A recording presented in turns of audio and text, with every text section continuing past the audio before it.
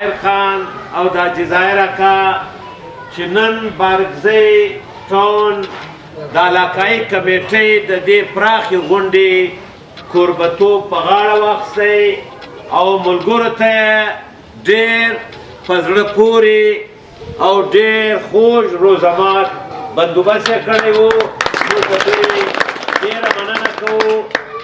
عزیزانو، پښتونخوا ملي عوامي پارټۍ دا د دې ولس پارټۍ ده، دا د دې ولس چوکیداره پارټۍ ده، دا د دې ولس محافظه پارټۍ ده.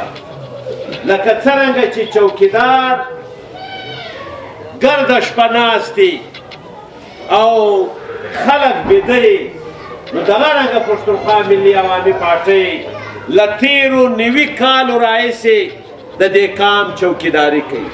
ناظره ټوله کې باندې دومره کار کړی دی چې د دې بالا هغه څنګه اوس هغه موږ په مټ د دې ځان دا ورسوي کوړه امن څه سملی هغه بل نه دی راغلی پلان دی ته یا ولی نورزی ته یا نورلات لېډي ته یا دلته بل کمرانۍ دی هلته دې ته 3.5 ارب روپۍ ورکړي.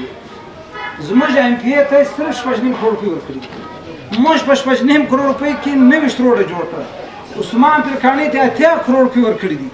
په 80 کروڑ کې دې سړي خپل د فنډ سره هغه نه چې 2019 موږ د کوټ پیکیج فنډو 1 ارب روپۍ د سره چې موږ پارټۍ موږ علاقې پارټۍ نه موږ په دې 15 شهر ورځ لګیاو. دا واقعیتاً ډېره خراب وله ځینې خراب وله چې هیڅ بچه هغه لیسټو کاټي واقع خطا د دې جوړېده یا برابرېده دا ناممکنه ده.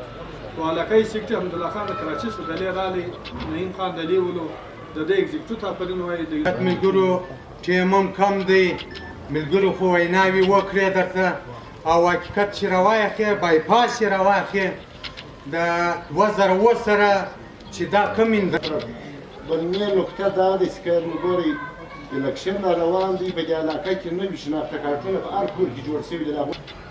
تنظیمي چارې دي راتلونکي الکشن لپاره تیاري چې یو سینیر معاون دی دا بې ځایه شوی نه دی. دا